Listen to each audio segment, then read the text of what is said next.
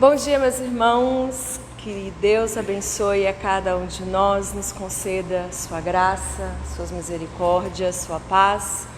Bom dia aos que estão aqui, bom dia aos que estão aí do outro lado também. Desejo que você tenha um domingo muito feliz, cheio da bênção de Deus, que a graça do Senhor atinja o seu coração, te abençoe em tudo aquilo que você precisa. Bom estarmos aqui.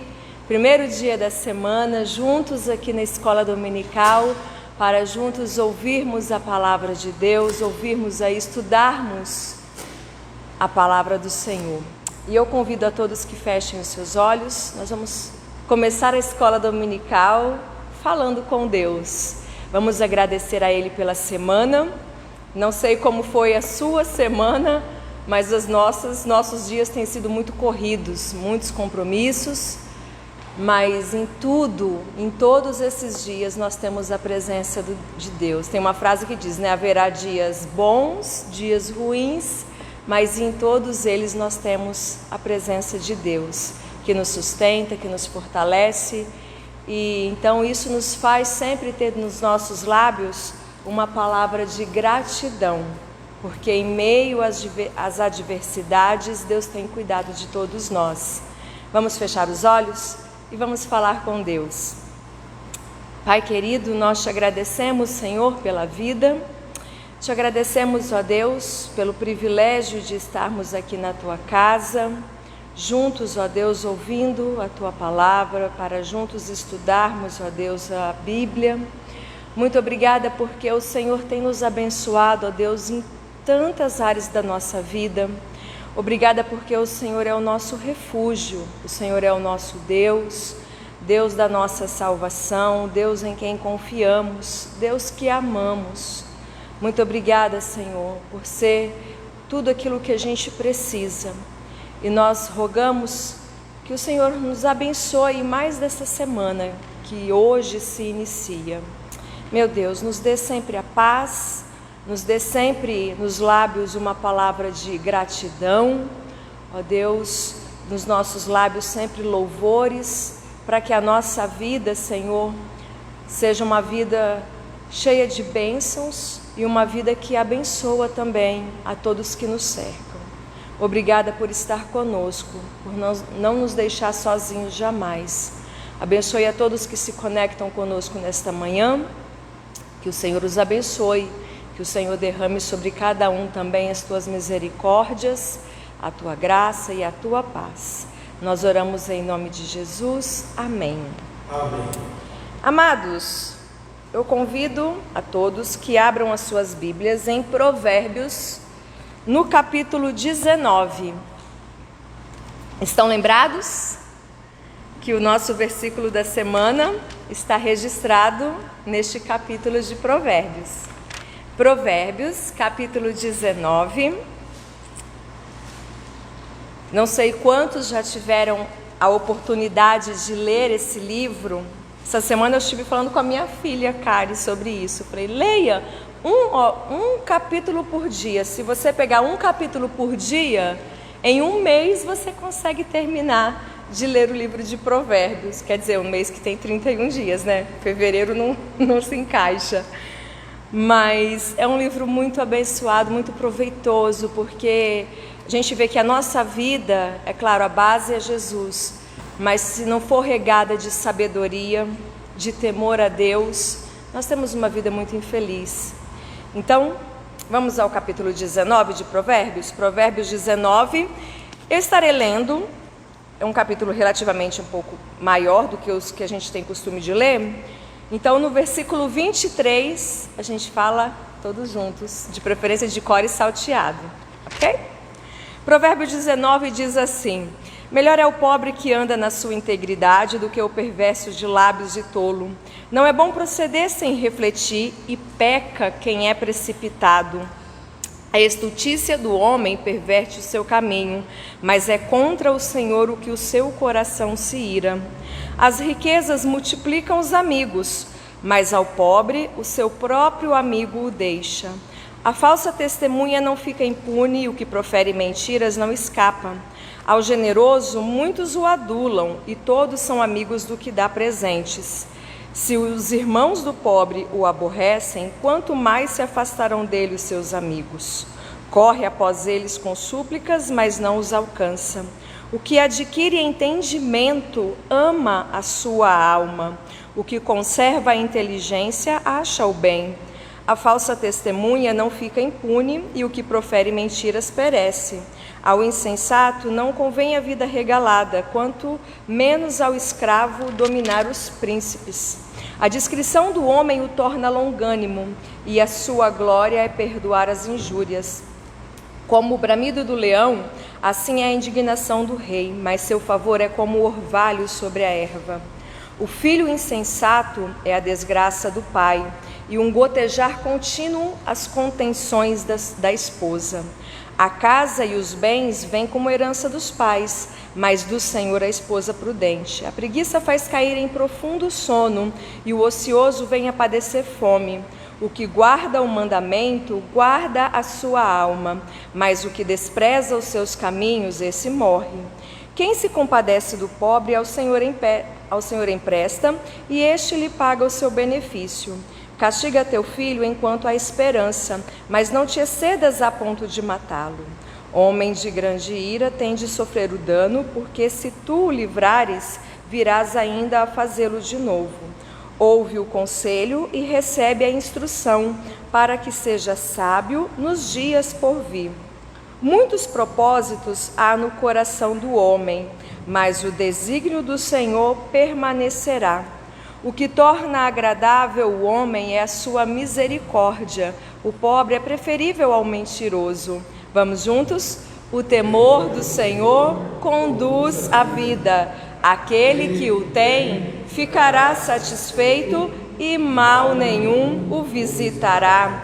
O preguiçoso mete a mão no prato e não quer ter o trabalho de a levar à boca. Quando ferires ao escarnecedor, o simples aprenderá a prudência. Repreende ao sábio e crescerá em conhecimento. O que maltrata seu pai ou manda embora sua mãe, filho é que vergonha e desonra. Filho meu, se deixas de ouvir a instrução, desviar-te-ás das palavras do conhecimento. A testemunha de Belial escarnece da justiça, e a boca dos perversos devora a iniquidade. Preparados estão os juízos para os escarnecedores e açoites para as costas dos insensatos.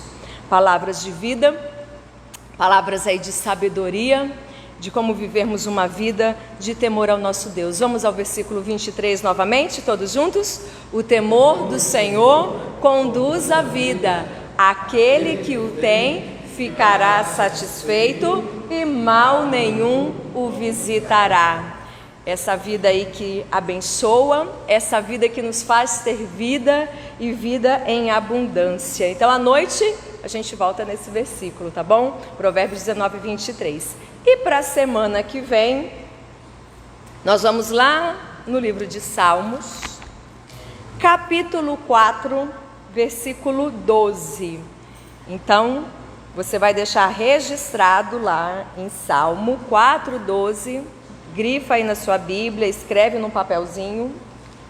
Salmo 4, 12, que diz assim, ó: pois tu, Senhor, abençoas o justo e como escudo o cercas da tua benevolência.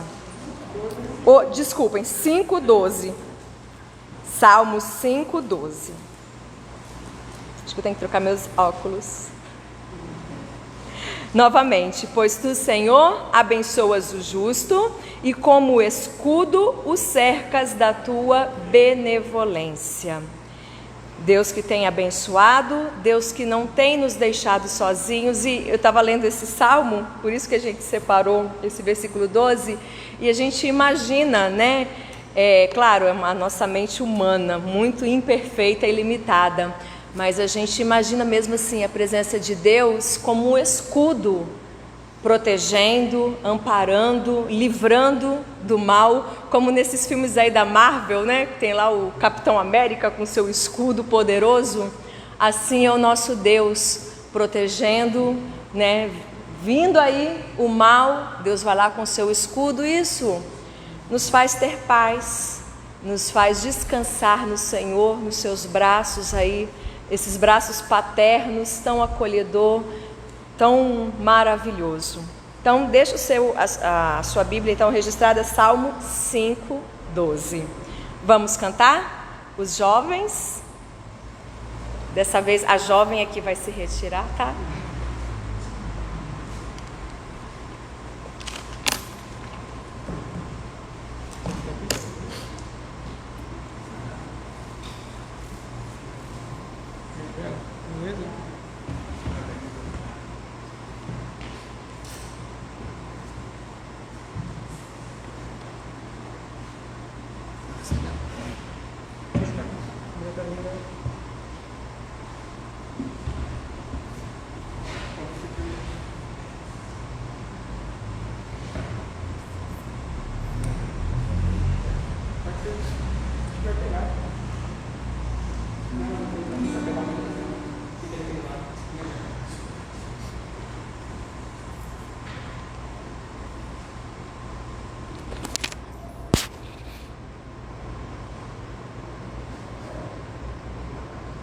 Bom dia, irmãos. Bom dia. O primeiro cântico vai ser Não Tenha Sobre Ti Um Só Cuidado. Acho que é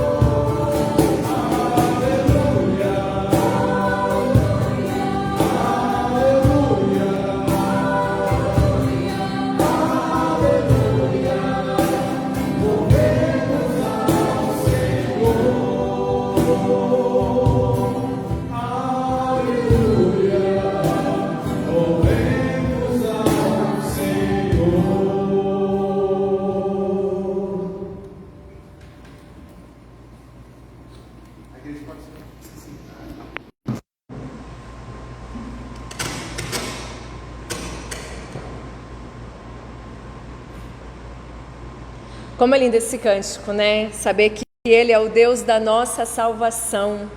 Eu acho muito lindo esse trecho, né? Seja engrandecido, ó Deus da minha vida, Tu és o Deus da minha salvação. A gente que não tem a ideia de como foi alto o preço que Jesus pagou por nós para que fôssemos salvos por Ele. Ele que é o Deus da nossa salvação. Que Ele seja engrandecido através da nossa vida, das nossas palavras, das nossas atitudes. Muito bem, amados, vamos à aniversariante da semana. Hoje, nossa filha Caris completa mais um ano de vida, 16 anos. Ela tá ficando velha, né? Não a gente, eu jamais. Tá ficando velha. Eu falo assim, olha, 16 anos, eu ainda me lembro indo para a maternidade lá em São Paulo, um trânsito, com aquele barrigão, parecia um hipopótamo de gorda. Mas foi um momento lindo da nossa vida e nós louvamos muito a Deus, minha filha, por sua vida, rogando que Ele te abençoe e que você possa viver muitos e muitos anos sendo bênção, né? Porque não adianta nada completar 90, 100 anos e não marcar as vidas das pessoas positivamente, de maneira abençoada. Então eu convido a Caris que vem aqui à frente, nós vamos orar por ela. E logo após essa oração, nós entoaremos o hino de número 178. Então já vai separando aí na área do Novo Cântico, chamado A Excelência do Amor. Esse hino que era para cantar domingo passado, mas eu esqueci. Ai, meu Deus, ficando velho. Cheguei para Ângela e falei, Ângela, esqueci do hino. Anotei porque ficou aqui embaixo, aqui na minha anotação. Aí ela, não, a gente canta domingo que vem. Então, hoje nós vamos entoar esse hino depois da oração tão lindo que fala, qual é o adorno desta vida? É o amor. E eu espero, minha filha, que sua vida exale amor, o amor de Cristo Jesus. Já te dei beijos, já te dei abraços, presente também, né? E eu rogo que Deus te abençoe, minha filha. Eu vou chamar o pastor, que é o pai dela, que faça essa oração de agradecimento a Deus por sua vida. E logo depois nós vamos entoar o hino 178, A Excelência do Amor. Pode chegar mais perto, minha filha.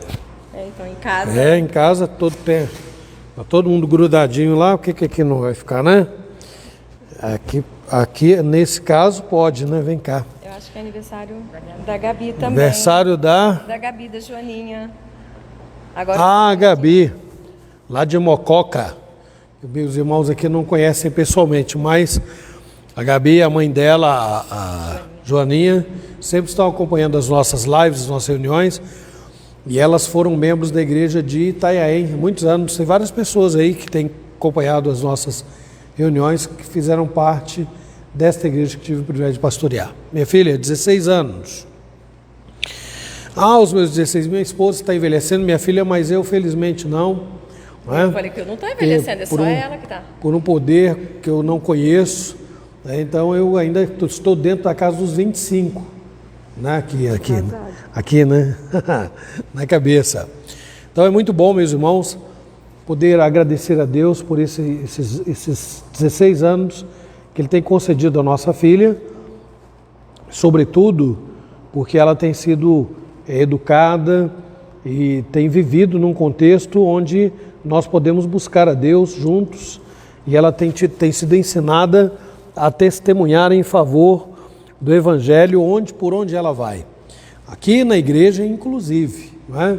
Na igreja, na escola, em casa, convive com os pais, com as irmãs, e fica a minha gratidão sincera a Deus pela existência da Caris, por esses 16 anos, e a minha oração para que Deus prolongue os dias da vida da nossa filha, e que os irmãos sempre orem, lembrem de orar por ela. Essa é uma fase de muitas turbulências, de muitos desafios, para que Deus a sustente em tudo, tá? Vamos orar, viu? Vamos orar. E a Gabi também. Orar pela vida da E a Gabi, que fez aí seus 25, completou seus 25, né? Vamos orar. Senhor nosso Deus, amado Pai, graças te damos, porque a vida é um dom maravilhoso. E o Senhor nos tem contemplado desta forma, ó Deus, nos ajudando a computar os anos da nossa vida, Senhor, com alegria, não apenas contando mais um ano como muita gente faz, mas ao chegar, ó Deus, a mais um ano de vida, o Senhor nos tem dado a satisfação de fazer isto lembrando como o Senhor é bom, lembrando como o Senhor é misericordioso, como o Senhor é compassivo, como o Senhor nos trata diferente do modo como nós agimos, porque o teu amor, ó Deus, transcende a nossa fragilidade e a nossa natureza pecaminosa, está muito, muito acima. Obrigado pela vida da Caris, por esses 16 anos, ó Deus, e que o Senhor tem conduzido na tua presença, dirigido, ensinando, Senhor Deus, os teus caminhos. E, ó Deus, é com dificuldade certamente que nós aprendemos a trilhá-los, a fazer a tua vontade cada dia. Mas o Senhor é grande, o Senhor é maior, o Senhor que habita o nosso coração e habita o coração da Caris, há de conceder forças para que ela, Senhor Deus, vença todos os desafios da sua vida e suporte as lutas, as adversidades, as tribulações, em frente à sua própria velha natureza, e ame ao Senhor de todo o seu coração, para que as outras coisas, Senhor Deus, sejam para ela bênçãos, mesmo quando ela tiver que sofrer em algum grau, alguma decepção por não ver a sua vontade satisfeita, que ela tenha consciência que importa que a tua vontade prevaleça sempre na nossa vida. Desta mesma maneira, Senhor, rogamos pela vida da Gabi. O Senhor conhece, ó Deus, o Senhor sabe das suas lutas, sua realidade hoje casada, com a sua família instituída, que o Senhor, ó Deus, a tenha, sustentando-a pela tua graça e pela tua misericórdia. Que, ó Deus, seja ela um exemplo, modelo de vida na sua família, orgulho para sua mãe, para o seu pai Lafayette, e que, ó Deus, todos aqueles que hoje celebram mais um ano de vida, sejam agraciados por esta bênção maravilhosa, de enxergar a vida com os teus olhos, e conduzir os seus passos, dirigir, ó Deus, os seus passos, entre aspas, porque nós sabemos que o Senhor, afinal de contas, é quem o faz.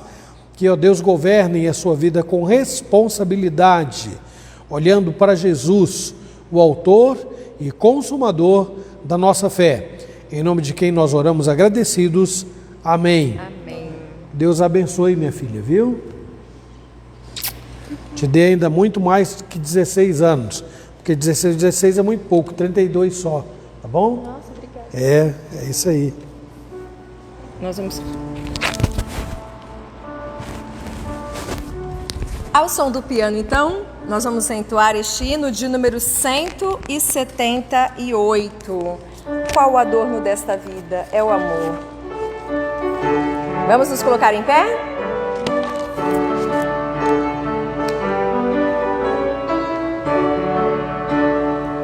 Qual o adorno desta vida? É o amor, é o amor. A alegria é concedida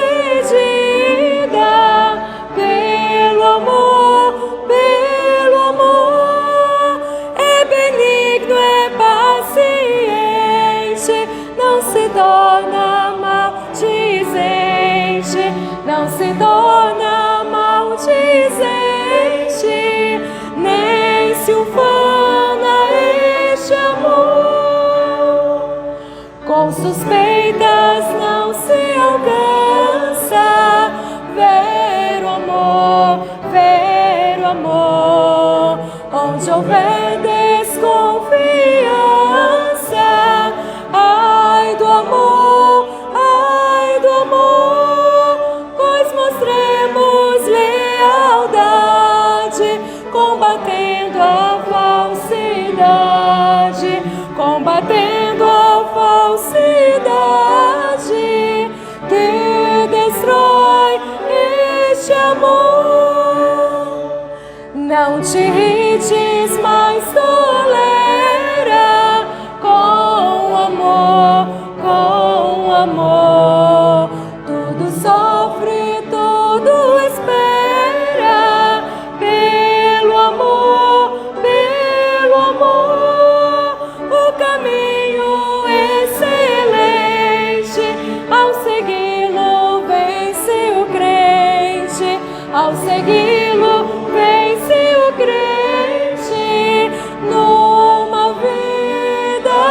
de amor. Ó cristão, ao teu vizinho, mostra amor, mostra amor. O valor não é mesquinho deste amor, deste amor. O Supremo Deus nos ama, Cristo para o céu nos chama, Cristo para o céu nos chama, onde reina este amor. Muito bem, os irmãos podem se sentar. Lindo este hino. Nós vamos passar então a divisão das classes. As crianças irão com a professora, que estará trabalhando no dia do seu aniversário, porque não é o aniversário dela que ela vai ficar de folga, né?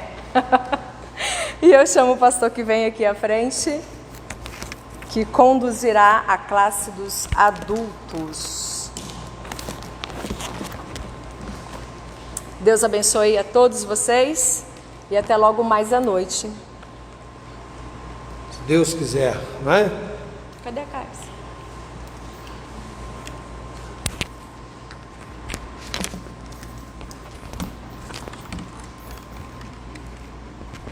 Bom dia, meus irmãos. É isso, gostei do bom dia do presbítero Garmes ali, ó. Mas foi só o que eu ouvi também. Bom dia, povo. Aí, agora tá melhorando, né? Eu guardar minha máscara aqui, porque eu tenho, assim, ultimamente eu tenho falado mais sobre os cuidados que a gente precisa ter. E com a situação que tá ficando mais complicada aqui pro nosso lado, né? Então a gente precisa ficar esperto. De qualquer modo, meus irmãos, graças a Deus, seguimos trabalhando para que a nossa vida seja preservada. Preservada, né? O Brasil inteiro, a gente sempre labutando, enfrentando essa situação difícil aí. E ela só aumenta e só piora quando... E o motivo principal é esse mesmo, né? As pessoas não fazem o que precisa ser feito. O resultado não é outro, não, né?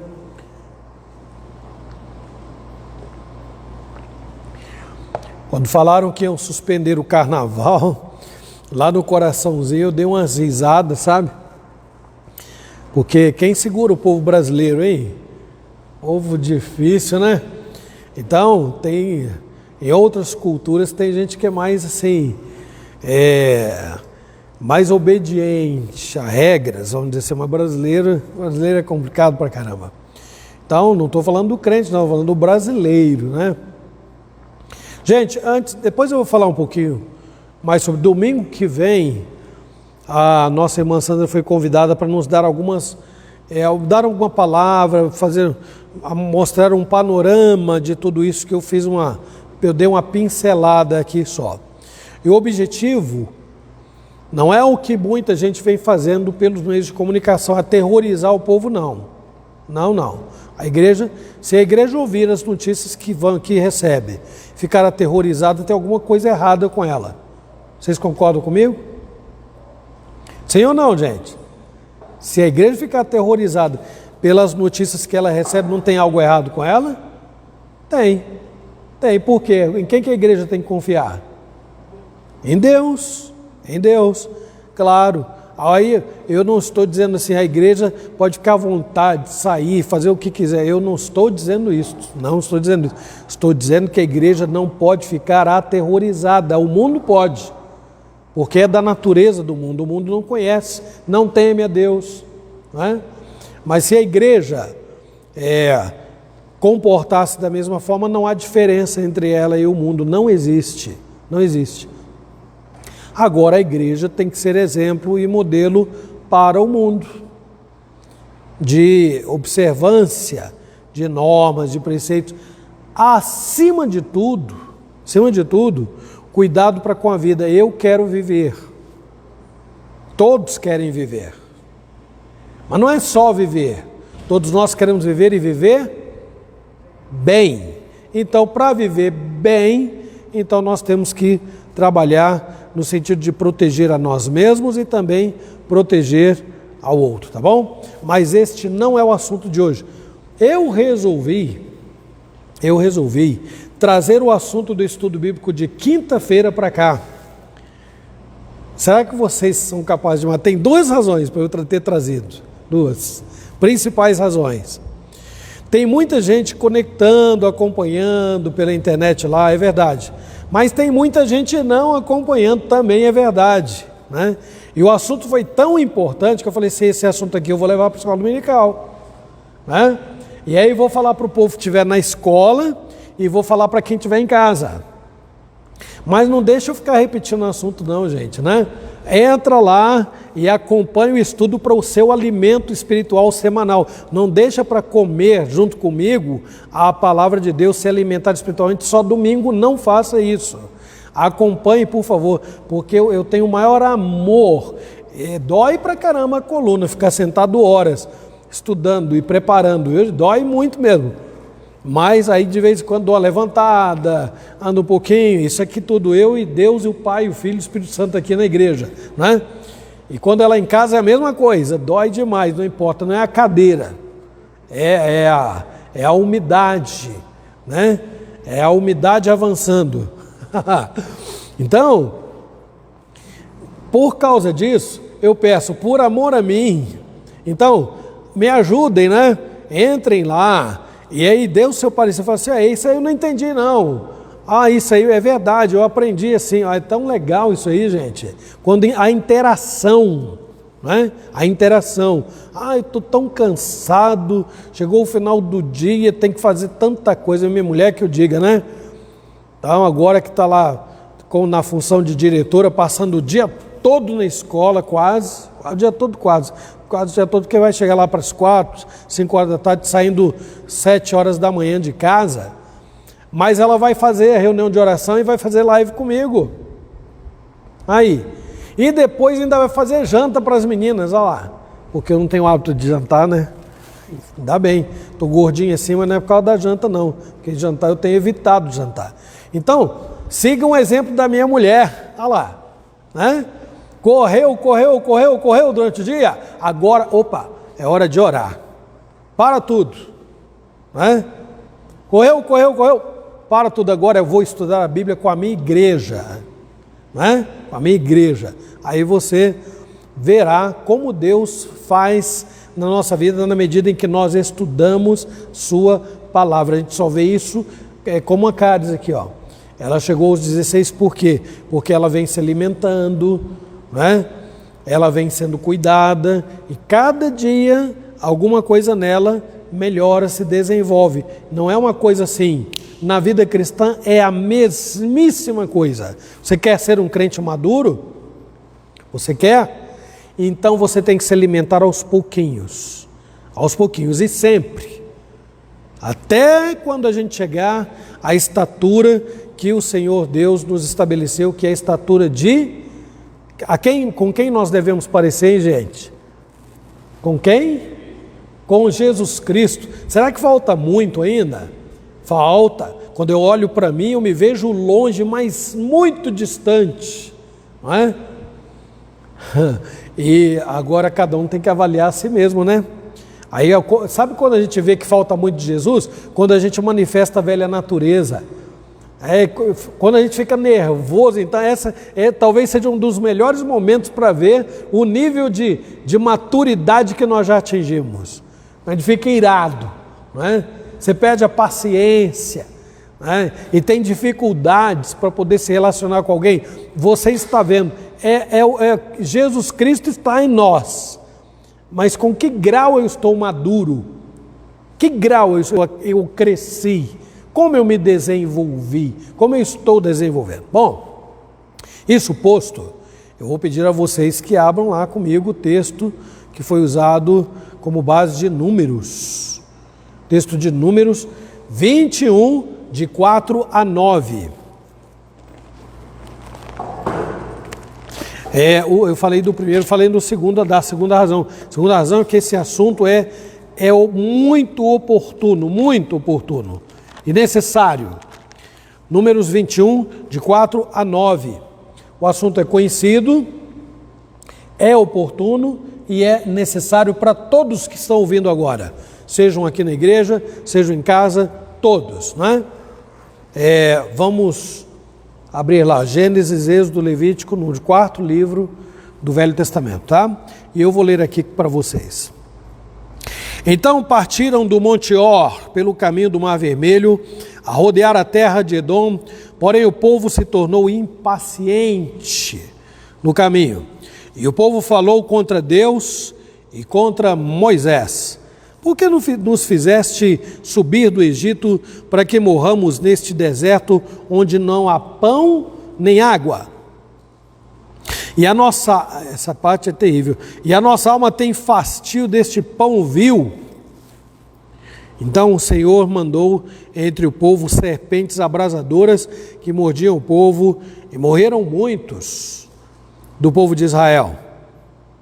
Veio o povo a Moisés e disse: havemos pecado porque temos falado contra o Senhor e contra ti. Ora ao Senhor que tire de nós as serpentes. Então Moisés orou pelo povo. Disse o Senhor a Moisés: faze uma serpente abrasadora, põe-na sobre uma haste, e será que todo mordido que a mirar, viverá.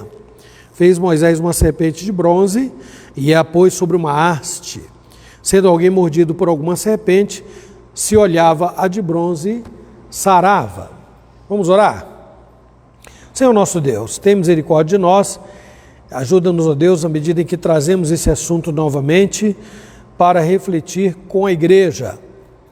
Que o Senhor, ó Deus, nos ensine, nos faça amadurecer e nos ajude, ó Deus, em nossa limitação pelas tuas misericórdias. Nós rogamos em nome de Jesus.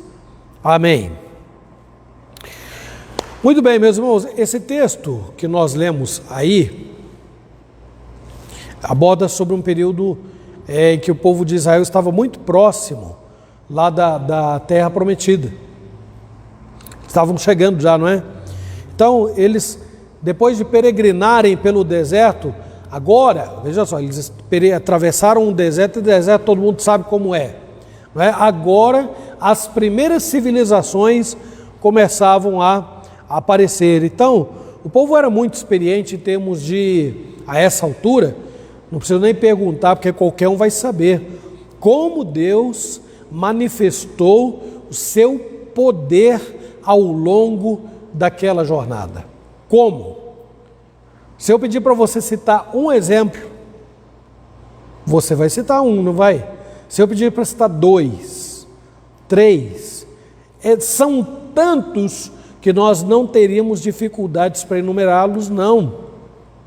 Então era um povo experiente, era um povo que devia conhecer a Deus e de fato eles temiam, cada vez que Deus aparecia de algum modo, eles temiam, porque eles sabiam quem é Deus, pela manifestação do seu poder. Agora, o assunto que nós vamos enfocar aqui, diante desta peregrinação, já às portas da Terra Prometida,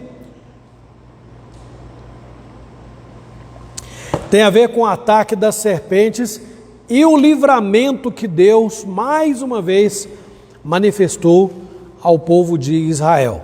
Mas antes de nós falarmos sobre isto, vamos observar aqui no texto o que Deus havia feito no mesmo capítulo 21, mas nos primeiros versículos aí de Números.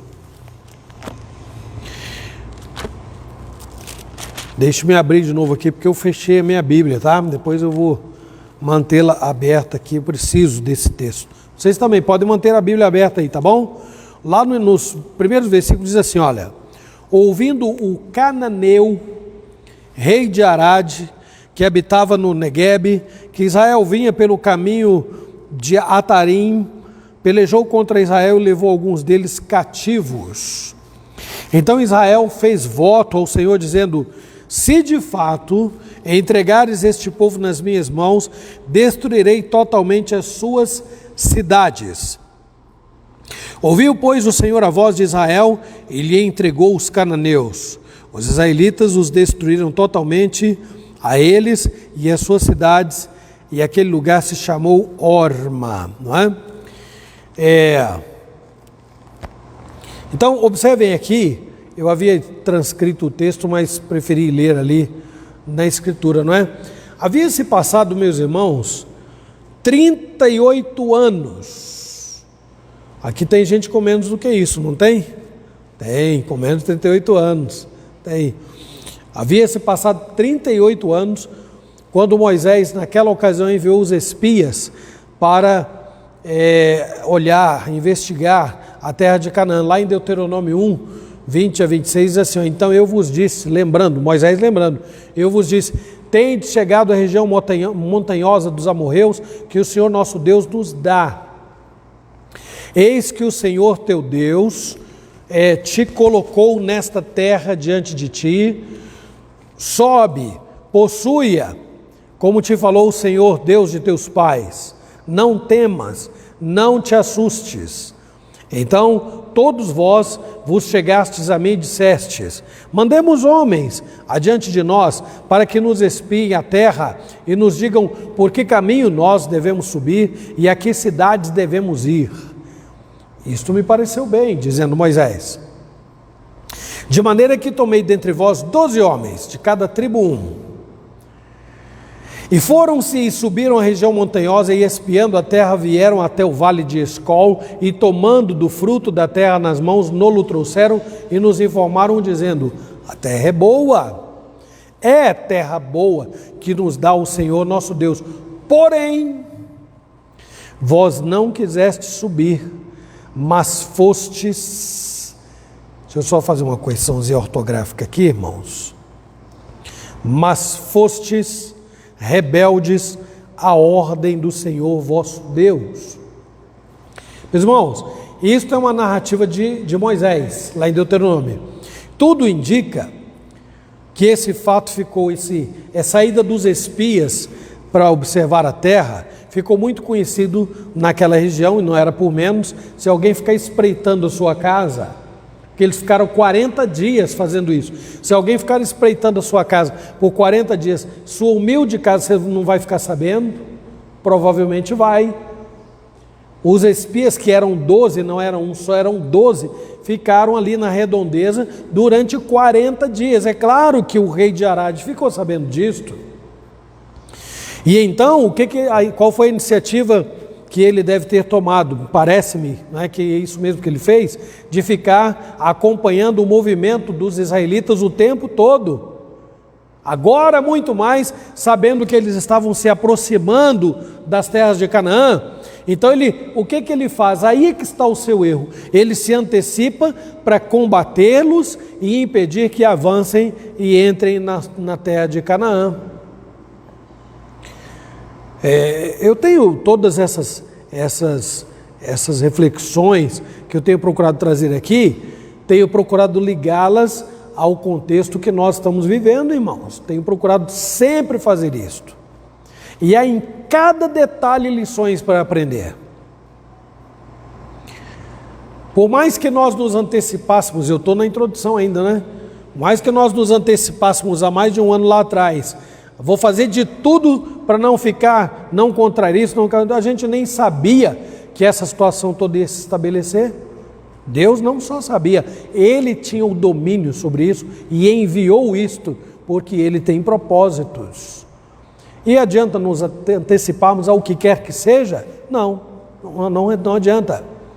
Se digladiar, como muitos governantes fazem, ficar apavorado, como muita gente faz. Deus continua no mesmíssimo lugar, dizendo: eu estou aqui. Eu estou aqui. E a sua fé, onde é que está? Sua confiança. O rei de Arad não tinha noção disso. Eles não eram povos de Deus. Israel era. E lamento muito, né, pelo rei de Arad.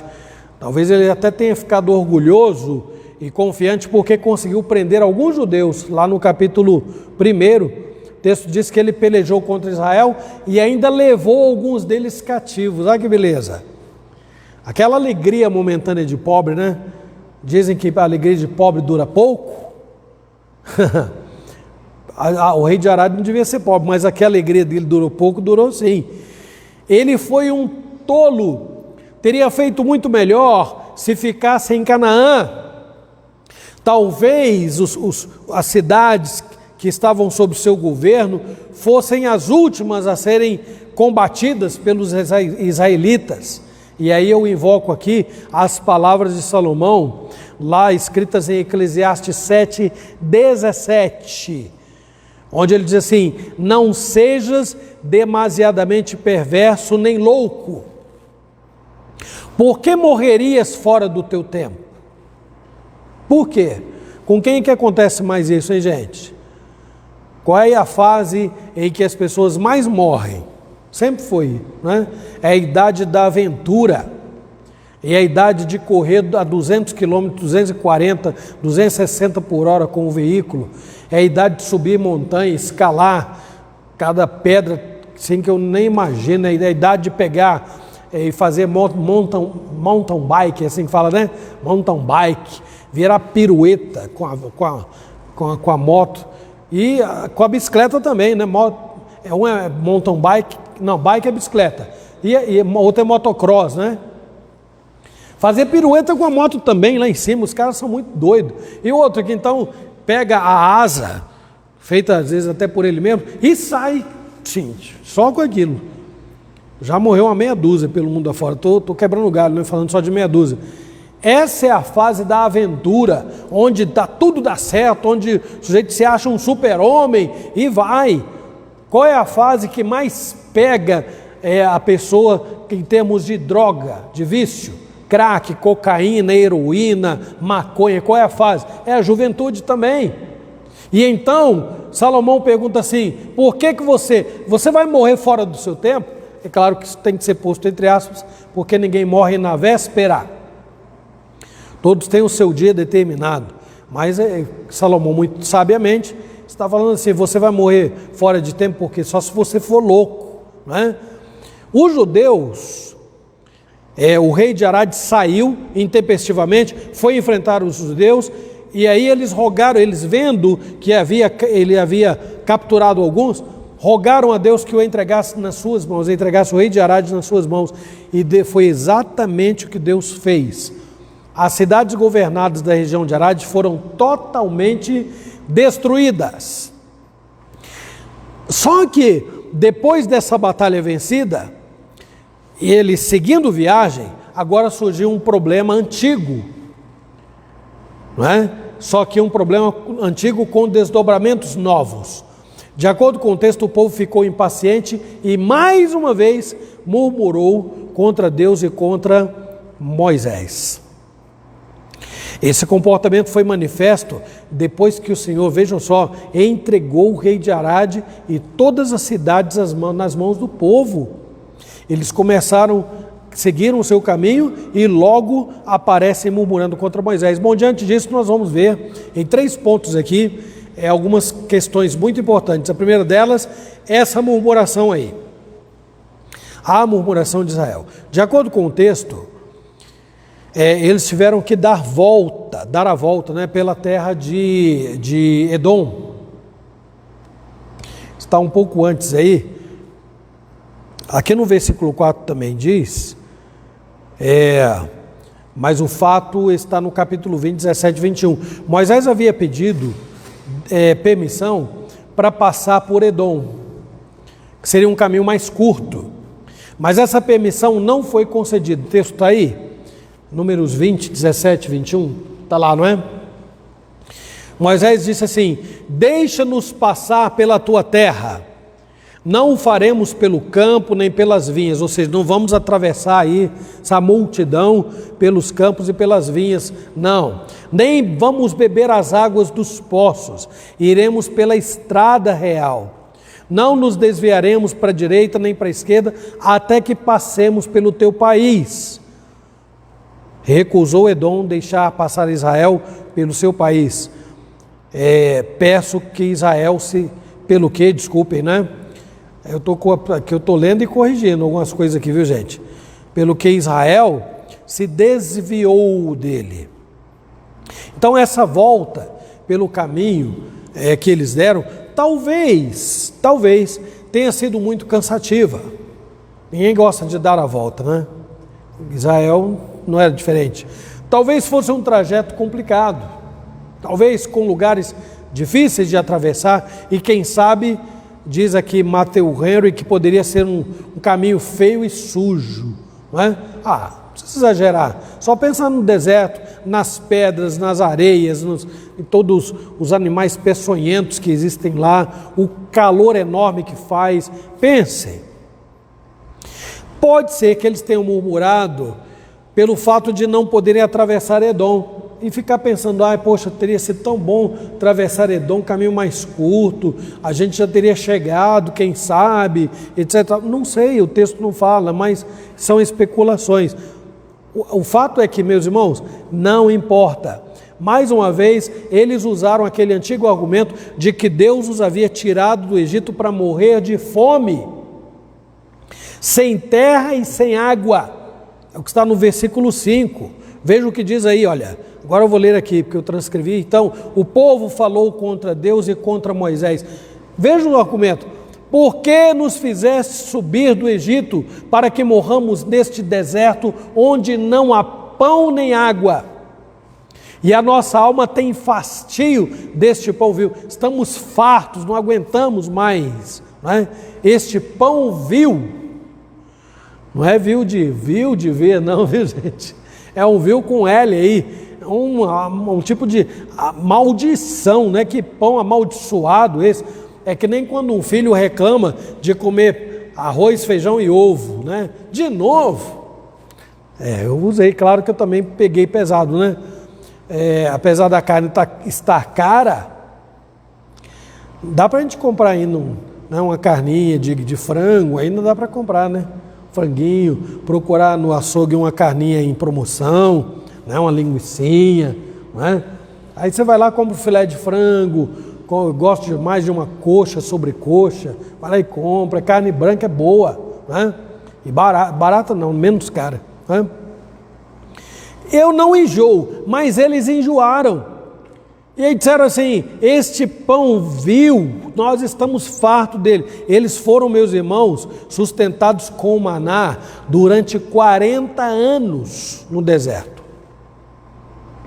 Em várias ocasiões, Deus providenciou água potável, de modo que eles, como se nunca, né, tivessem, na verdade eles nunca, não é se eles, né, eles nunca sofreram, não é? Fome, nunca sofreram por causa da fome ou por causa da sede, mas mesmo assim, ou seja, Deus nunca deixou o seu povo morrer de fome e nem de sede, nunca, mas mesmo assim eles murmuraram. Em Números 11, 4 a 6, vejam como eles manifestaram essa insatisfação. Olha a comparação absurda. O populacho que estava no meio deles veio a ter grande desejo das comidas dos egípcios. Está aí pertinho, Números 11, de 4 a 6. Eu transcrevi lá o texto, está lá? O populacho que estava no meio deles veio a ter grande desejo das comidas dos egípcios. Pelo que os filhos de Israel tornaram a chorar e também disseram, quem nos dará carne a comer? Lembramo-nos dos peixes que no Egito comíamos de graça, dos pepinos, dos melões, dos alhos. Eles falam de graça, mas qual era o regime, qual era o esquema de vida que eles levavam lá, gente? Quem é que se lembra? Quem eles eram no Egito? Eles eram escravos. E agora, não, a gente comia de graça, né? Lembramos dos melões, dos alhos silvestres, das cebolas, a Alicia detesta cebola, dos alhos, que eu não gosto. Agora, porém, seca-se a nossa alma, e nenhuma coisa vemos senão este maná. Desse jeito. Sabe como o maná surgiu? É uma sementinha, né, que eles jogavam no deserto assim e crescia, não era assim? Era? Como é que era, hein? Como que vinha o maná? Eles tinham que todo dia jogar água para a plantinha crescer, produzir frutos, era assim? Não, era Deus que mandava durante a noite, caía como orvalho e falava assim, vocês comam, tem provisão para fazer de tudo. Vocês pegam aí, façam aí uma farinha dela, faz bolo, faz pão e tal.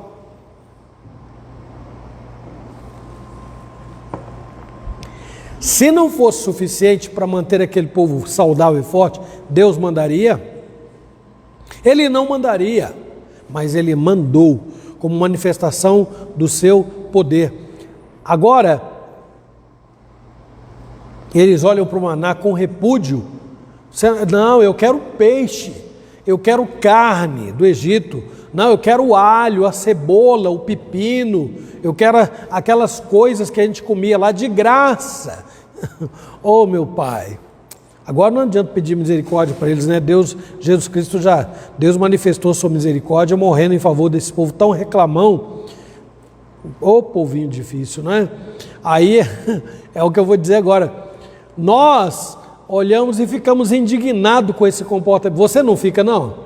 Você não fica indignado quando vê a história e olha assim, gente, como é possível fazer um negócio desse? Mas aí é que vem. Se eu ficar falando aqui, malhando o povo de Israel, malhando, que lição que eu trago para mim? Imperceptivelmente ou não, a nossa vida está regada por manifestações milagrosas de Deus.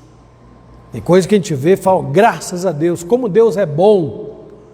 É muito comum a pessoa fazer isso quando ela foi bem sucedida em alguma coisa pontual. Fica feliz da vida, graças a Deus, consegui aquele emprego que eu queria, graças a Deus vendi aquela casa ou comprei aquela outra. Né? Ou então troquei o carro, ou sei lá o que, né? Comprei a bicicleta, ou né? Cheguei bem de viagem, graças a Deus. Aí vê a mão de Deus. Toda a vida é regrada por milagrosas manifestações de Deus, porque Deus cuida de nós. Mas, meus irmãos, é aqui que está o ponto. Quando eu falo de murmuração, aqui que está o ponto. Ainda que a murmuração não seja tão evidente como a dos judeus, a apatia, o desinteresse pelo reino de Deus, o modo tímido como muita gente se dedica a esse reino, tudo isso pode não ser uma murmuração direta, mas indica o quê? Estou cansado de ser crente assim, estou cansado de viver a vida assim. É uma desvalorização da bondade de Deus, é uma falta de reconhecimento da total dependência que nós temos do Senhor. Falta quem se comporte dessa maneira, meus irmãos. Eu não sei, será que eu estou errado olhando ao meu redor e vendo a igreja pós-moderna se esfriar? Será que é uma avaliação isolada minha? O que vocês acham? Não seria isto semelhante a um tipo de murmuração? Não seria? Não seria tão grave quanto a murmuração? Um esfriamento espiritual? Ingratidão? É sempre muito bom lembrar do que está escrito lá em Deuteronômio 8, de 11 a 16. Deuteronômio 8, de 11 a 16. E diz assim: não te esqueças do Senhor teu Deus, não cumprindo seus mandamentos, seus juízos, seus estatutos, que hoje te ordena, para não suceder que, depois de teres comido e estiveres farto, depois de haveres edificado boas casas e morado nelas, se eleve o teu coração e te esqueças do Senhor teu Deus, que te tirou da terra da casa da servidão, que te conduziu por aquele grande e terrível deserto de serpentes abrasadoras, de escorpiões e de secura, que não havia água, e te fez sair água da pederneira, que no deserto te sustentou com maná,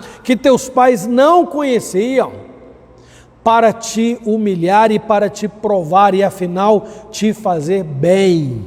Humilhar, provar e fazer bem. Será que isso tem alguma coisa a ver com o que o mundo todo está sofrendo hoje? Ou não? Muitos pastores já devem ter falado sobre isso. Muita gente já deve ter explorado isto.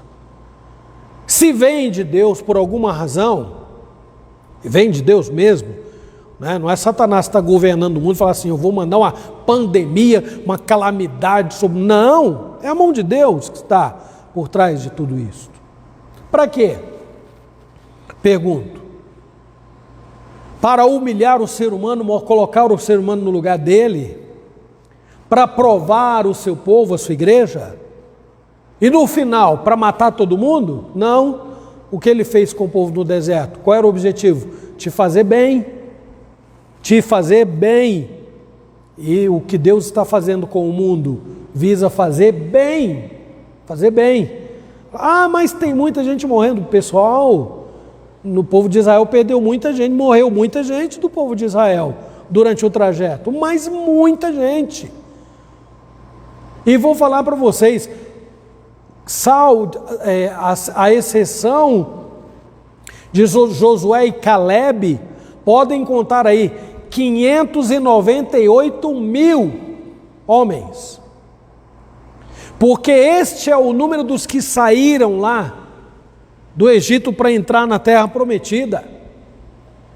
Vou repetir, tirando Josué e Caleb, então o que resta de 600 mil? Porque nem Moisés entrou. 598 mil homens.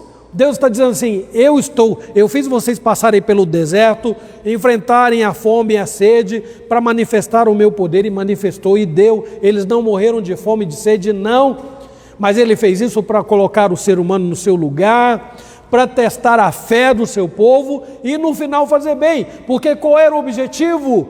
Levá-los à terra prometida, levá-los à terra prometida. E eles murmuraram. Meus irmãos, nós somos ameaçados por muitos outros elementos complicadores da vida cristã. E nós somos levados, tentados a esquecer de tudo que Deus tem feito por nós ao longo da nossa vida. Quanto mais a gente vive, mais a gente tem para computar como bênção de Deus. Só que Deus, diferente de mim, diferente dos pais que estão aqui, Deus não é omisso, não é? Deus, quando vê um filho agindo de maneira inconveniente, de maneira triste, como foi o caso aqui, Deus toma providências. E aí vem os desdobramentos. Então, o que o povo fez não era novo. Reclamar era uma marca do povo de Israel, não é? Mas o que Deus vai fazer agora é inédito. Eles nunca tinham visto uma coisa parecida. Pode colocar aí, agora, né, Cindy, por favor. As serpentes abrasadoras. De uma maneira surpreendente, eles viram algo que nunca tinham experimentado. Alguém viu aqui, dessa geração, coronavírus? Alguém já tinha vivido de máscara igual está vivendo agora? Não, nunca. Israel também nunca tinha visto aquele monte de serpente. Eu fico imaginando, gente, com aquele número de gente, o espaço que aquele povo precisava ocupar. Imagina aquilo tudo infestado de serpente, não é? Isaías faz uma colocação lá que dá a impressão de que ele fala disso, né? Ele usa essa linguagem. Até o comentarista que eu pesquisei aqui julga que aquelas serpentes poderiam voar, baseado no que Isaías escreve, não é, sobre isso. Deus mandaria serpentes, não é? E que essas seriam como áspide, não é? Ou teriam até asas. Alguns dizem assim que Deus não dá asa à cobra, mas Isaías usa essa expressão, viu? Lá, eu só não anotei o texto aqui, mas ele usa essa expressão aí. Imagina eu que uma cobra no chão já é terrível, imagina uma cobra voando, Deus me livre, né? Eu tenho pavor de cobra. Claro que pavor é força de expressão, eu já matei cobra, viu, gente? O versículo nos diz que Deus, a reação de Deus aqui, diante da ingratidão, deixa eu corrigir aqui, foi algo que eles nunca tinham visto. O versículo diz: o Senhor mandou entre o povo serpentes abrasadoras que picavam o povo, e picavam muitos do povo de Israel, muitos, e morreram, né? Desculpem, picavam o povo e morreram muitos do povo de Israel. Está aí, morreram. Talvez uma parte daqueles 498 mil que eu falei lá, Deus prometeu que não entrariam na terra prometida. Quem mandou as serpentes? Quem mandou? Segundo o texto, quem foi? Deus. Vou fazer uma pergunta séria. Quem mandou o coronavírus foi Satanás? Foi? Não. Eu não tenho nenhuma dificuldade de dizer assim, Deus mandou. Deus mandou. Mandou. Por quanto tempo? Não sei. Essa resposta eu não tenho. Mas que ele mandou, mandou. Não é? Então agora vamos voltar aqui e pensar. Do mesmo jeito que Deus mandou dilúvio, não é? Do mesmo jeito que Deus mandou em muitas situações, lembre das pragas do Egito. Quem mandou? Deus mandou as pragas do Egito. Foi coisa boa? Não. Morreram animais, muita gente ficou doente. No final, os primogênitos morreram. Quem mandou? Deus mandou. Ai, que Deus mau, terrível, etc. Bom, depende. Ele não é pior do que eu. Sinceramente, nunca foi. Não é? E nunca será. Incomparavelmente, a Bíblia diz que Deus é maravilhosamente bom, essencialmente bom. A Bíblia diz que Deus é amor, é essencialmente amor. O homem é que é terrível. Por causa dessas atitudes do homem, Deus olhou para o povo, viu a maldade do homem tinha se multiplicado lá em Gênesis, e aí mandou o dilúvio. Sim, agora os homens reclamam, o que Deus faz? Seus filhos reclamando. Diz assim, que tristeza, como eu tenho ajudado esse povo, como eu tenho feito bem para eles. Agora, Deus manda as serpentes abrasadoras e muitos morrem. Imagine então, volto a dizer, uma área abrigada por mais de 1 milhão de pessoas. Toda esta área infestada por serpentes, o tempo todo. Pensem. De onde elas surgiram? Pergunto. Onde é que elas estavam para aparecer assim tão de repente? Sabe o que isso mostra também? Isso também mostra a bondade de Deus, porque o povo já vinha de uma peregrinação de 38 anos. Não tinha escorpiões, como nós lemos lá atrás. Não havia serpentes, havia, mas elas não eram ameaça. Em nenhum momento, para o povo de Deus, elas se mostraram ameaça. Não, porque Deus protegia o seu povo. Mas agora, por causa da sua murmuração e desse comportamento ingrato, muitos foram picados e morreram. Claro que os motivos então foram aí a murmuração, podemos adicionar a isso falta de paciência, porque é o que está no texto, a ingratidão está aí também. Então eles não tinham qualquer razão para murmurar, mas agora Deus deu motivos para eles, né? Vocês querem reclamar? Ok, vou dar motivos para vocês reclamarem. Né? É interessante que quando Deus manifesta esse comportamento como pai que é, disciplinador dos seus filhos, ele não deixa o povo lá morrendo à míngua, não deixa. Moisés estava lá, Moisés não foi picado pela cobra, por uma serpente, Moisés estava lá. Não há registro do texto, né? Moisés estava tão bem que eles correram para Moisés e ora Deus aí, porque quando eles reclamaram para quem? E contra quem? Contra Moisés e contra Deus, é o que está no texto. Por que Moisés ia ser picado? Agora, a punição que Moisés recebeu, claramente na Bíblia foi uma. Vocês se lembram? Uma punição clara que ele recebeu. E alguém poderia dizer assim, mas por tão pouco, Deus falou assim, Moisés, manda que a água produza, que a rocha produza água. Moisés estava tão irado, por isso que eu sou inimigo de contenda, viu gente? Nossa vida, quando eu fico nervoso, eu fico para baixo comigo mesmo. Que eu tenho que ter mais calma, eu tenho que me controlar mais, porque dói. Sabe, quando a gente fica irado e a gente tem umas reações assim complicadas, como dói. Moisés ficou irado, pegou a vara e feriu a rocha. Por causa disso, ele não entrou na terra prometida. Ele que levou o povo durante todos esses anos, não entrou. Mas aqui ele não foi picado, não foi. Então, Deus mostrou que o povo não tinha motivos para reclamar, não é? Então, para endireitar o seu povo, o que ele faz? Ele manda essas serpentes.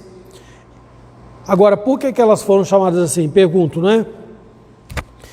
Será que é porque elas eram meio avermelhadas? Será que é porque elas eram furiosas? Será que é por causa, eu destaco o efeito das suas picadas? Alguém aqui já foi picado por serpente? Alguém aqui já foi? Alguém já viu alguém picado por serpente? Eu já vi. Já viu? Geralmente a pessoa arde em febre, não é? E fica com uma sede insaciável, não é? Pode ter sido essa sensação que sobreveio a todos eles. Mais uma vez eu cito aqui o comentarista Matthew Henry, que diz: quem reclama sem motivos, é um ditado interessante, quem reclama sem motivos, recebe justo motivo para reclamar. Viu? Pode escrever aí. Eu achei legal isso aqui. Quem reclama sem motivos, recebe justo motivo para reclamar. Os egípcios haviam experimentado 10 pragas, mas à exceção da morte dos primogênitos, nenhuma se compara a essa infestação de serpentes e cobras abrasadoras, não. Quando Deus é afrontado, eu já falei isso aqui uma vez, olha, quando Deus é afrontado, toda a sua criação se coloca em guerra contra aqueles que estão em guerra contra Deus. O mundo sempre esteve em guerra contra Deus, sempre. Então o que é natural que aconteça? Que toda a criação se levante em guerra contra o homem. Contra o homem. Isso é muito natural. Então o homem tem que reclamar de absolutamente nada, não é? Então é assim que a nossa terra se encontra atualmente, meus irmãos. Ela está doente. O mundo está apreensivo, fazendo de tudo que é possível para se livrar de uma nuvem negra que se abateu sobre ele. Mais uma vez, é preciso lembrar da resposta que Deus deu àquela oração feita por Salomão na inauguração do templo. Vocês estão lembrados? Deus respondeu: se o meu povo, que se chama pelo meu nome, se humilhar, orar e me buscar, se converter dos seus maus caminhos, então eu ouvirei do céu, sararei a sua terra, perdoarei os seus pecados e sararei a sua terra. Aí o 15 vai dizer: então estarão abertos os meus ouvidos, atentos os meus olhos, né? A oração que se fizer neste lugar. Mas, meus irmãos, tanto o alívio do povo de Deus, para o alívio do povo de Deus, como para o nosso alívio, essas serpentes não ficaram lá para sempre não é? Salmo 103, 8 a 10 diz que a ira do Senhor não dura para sempre. O Senhor faz justiça e julga a todos os oprimidos. Manifestou os seus caminhos a Moisés e os seus feitos aos filhos de Israel.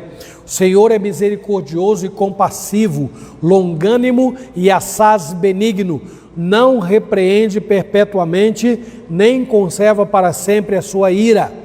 Não nos trata segundo os nossos pecados, nem nos retribui consoante as nossas iniquidades. Então vou repetir aqui: Senhor é misericordioso e compassivo, longânimo e assaz benigno, não repreende perpetuamente, nem conserva para sempre a sua ira. Esse é o assunto do último tópico: perdão e o livramento de Deus.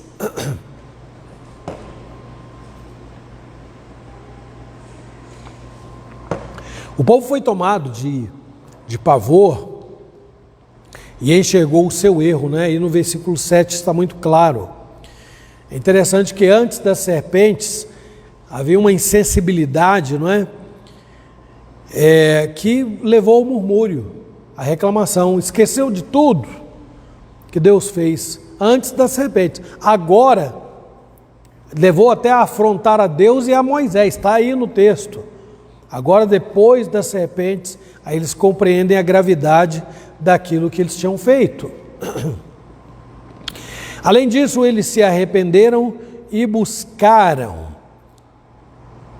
por meio de Moisés, é claro, não é? buscaram o perdão de Deus a quem eles haviam afrontado. A resposta de Deus está aí nos versículos 8 e 9. Que coisa maravilhosa. Deus é extraordinariamente bom, não é? Disse o Senhor a Moisés: faze uma serpente abrasadora, põe-na sobre uma haste, e será que todo mordido que a mirar viverá. Fez Moisés uma serpente de bronze e a pôs sobre uma haste. Sendo alguém mordido por alguma serpente, se olhava para a de bronze, a serpente, no caso, ao olhar para a serpente, essa pessoa era curada, era sarada. Sofrimento, meus irmãos, pode, digo aqui, mudar a forma como as pessoas se comportam em relação a Deus. Eu disse pode mudar. Eu não disse que vai mudar e que muda. Não tem poder para fazer isso, não é? Só a misericórdia de Deus, a ação de Deus na vida do homem é capaz de levar o homem à sensibilidade e ao arrependimento e ao consequente perdão, não é? Aí vem aquele velho ditado, completem para mim vocês que sabem aí, quem não vem pelo amor, olha para o mundo, olhem para as igrejas, o povo não está sofrendo? E onde está esse povo? Orando agora em casa, todo mundo, lendo a Bíblia.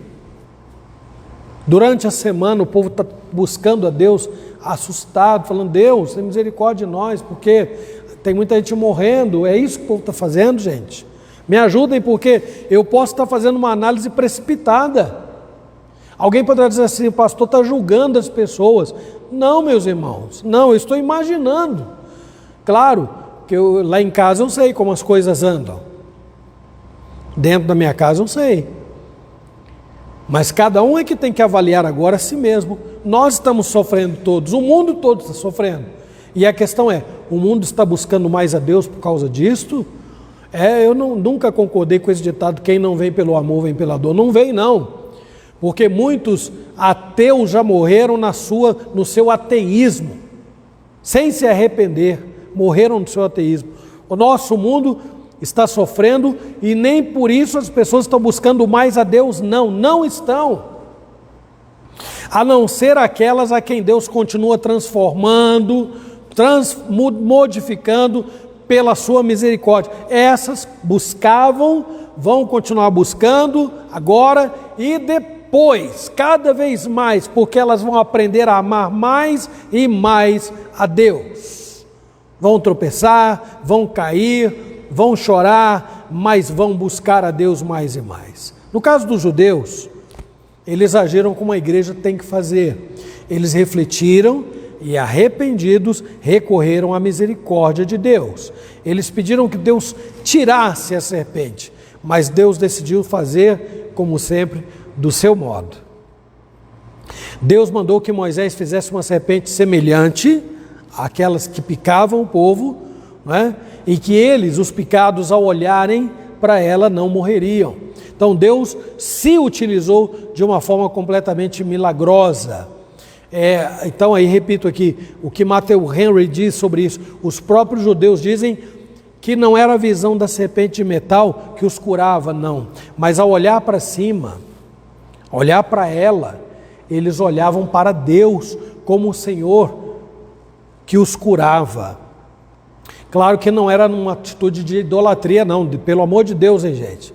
Porque tem muita gente que defende a idolatria usando esse texto aí. A serpente não foi feita para idolatria, não foi feita para fazer sacrifícios a ela, não.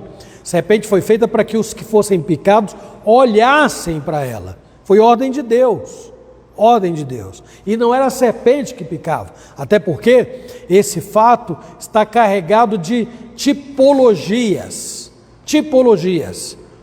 Embora seja um caso factual, né? Pontual, havia um significado aí soteriológico. Essa palavra significa o quê? Havia um significado salvífico e havia um significado, a pergunta agora é mais fácil, cristológico. Quer dizer o quê? Tem a ver com o quê? Com Cristo, Jesus faz a relação lá em João 3, 4 e 15, quando ele diz assim, olha, do modo porque Moisés levantou a serpente no deserto, assim importa que o Filho do Homem seja levantado, para que todo que nele crê tenha vida eterna. Outras figuras envolvidas aqui na relação deste fato e a obra de Cristo são muito interessantes. Vocês observaram como as serpentes investiram contra o povo e picaram e morreram muitos? Elas foram mandadas por Deus para picar e matar mesmo. Além de termos a serpente do Éden que veio para poder matar também, enganando Eva, lá em Apocalipse 3:9, o diabo é chamado de a antiga serpente. E lá nesse texto está dizendo o momento em que ele foi enviado ao mundo. Para que ele foi enviado ao mundo? O diabo foi enviado ao mundo, a antiga serpente foi enviada para quê? Para fazer o bem à humanidade? É isto? Não. A antiga serpente caiu no mundo para picar, para matar, roubar e destruir. O texto fala como ele foi lançado, exatamente com este propósito.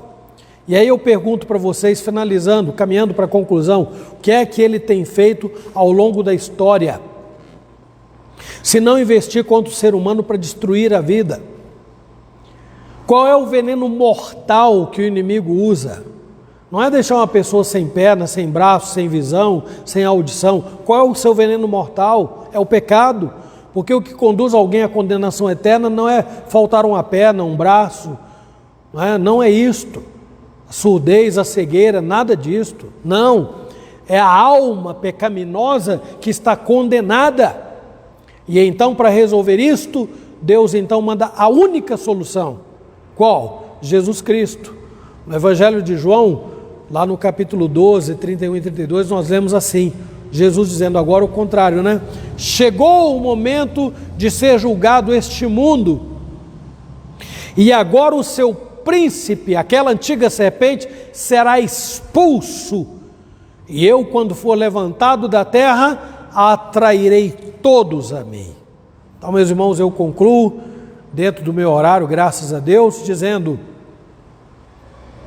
o mundo tem vivido sob uma grande tensão.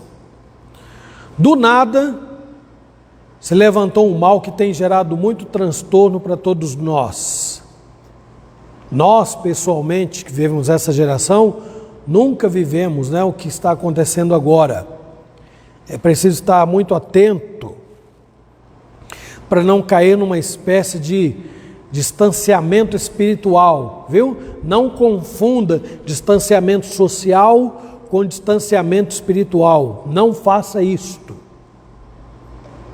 É uma forma de se excluir do reino de Deus, é um tipo de ostracismo espiritual, o mundo está caindo, tem muita gente morrendo, os hospitais estão empaturrados, etc. Tá bom. O que eu vou fazer? É duro? Eu não tenho poder para mudar isto, não tenho.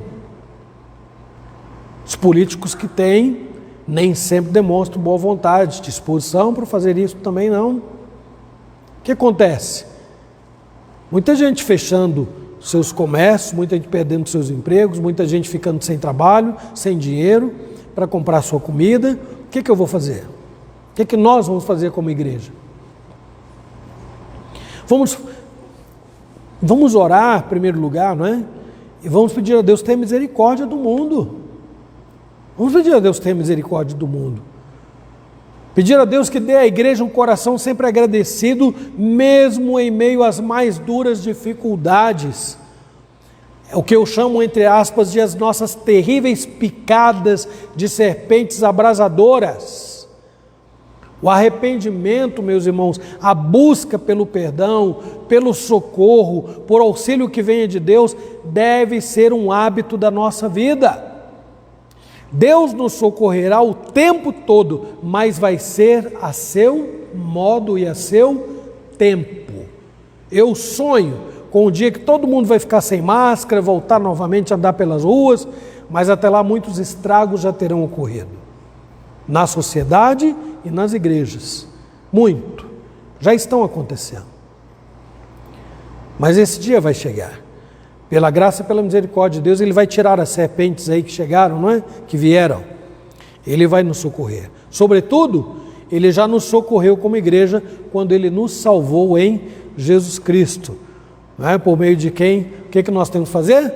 Tocar a vida pelos vales, pelos os caminhos mais sombrios que vierem aí adiante. Vamos tocar a nossa vida confiantes no Senhor. Que Ele mesmo, na sua infinita bondade e misericórdia, nos abençoe e nos ajude. Amém. Amém. Amém, amém. É isso, irmãos. Vamos orar? Eu convido os irmãos a que fiquem em pé, por favor, para nós orarmos. Fazemos a oração dominical. A oração que o Senhor Jesus nos ensinou. Vamos orar juntos? Pai nosso que estais nos céus, santificado seja o teu nome. Venha o teu reino. Seja feita a tua vontade, assim na terra como nos céus. O pão nosso de cada dia nos dai hoje. Perdoa as nossas dívidas, assim como nós perdoamos os nossos devedores. E não nos deixes cair em tentação, mas livra-nos do mal, pois teu é o reino, o poder e a glória para sempre. Amém. Amém. Pode sentar. Antes de desconectar, quero só lembrar o pessoal que tem acompanhado as nossas reuniões, escola dominical, reunião de oração, estudo bíblico, culto. Hoje à noite nós estaremos investindo 2 presbíteros, ordenando um diácono e investindo 2 diáconos, né? Esse que será ordenado também será investido. Então o culto correrá normalmente, viu? Vocês todos estão convidados a participar, os irmãos estão aqui presentes principalmente. Nós temos a família do nosso irmão Nilson que viajou, já estava planejado, ele já havia me informado há um tempo atrás. A Paulinha também está viajando, tem mais gente viajando, a Sandra está viajando, tem um pessoalzinho aí que está viajando, mas nós que aqui estamos, irmãos, vamos marcar a presença e vamos vamos contribuir, né? Vamos dar a nossa parcela de contribuição para que tudo corra da melhor forma possível, tá bom? Então, para quem está conectado, até logo mais à noite, e que Deus abençoe a todos vocês, dando paz, segurança, e não temam as serpentes abrasadoras da vida, não temam não, porque Deus está de olho na gente, viu? Cuidando de nós. Que Ele nos abençoe. Amém.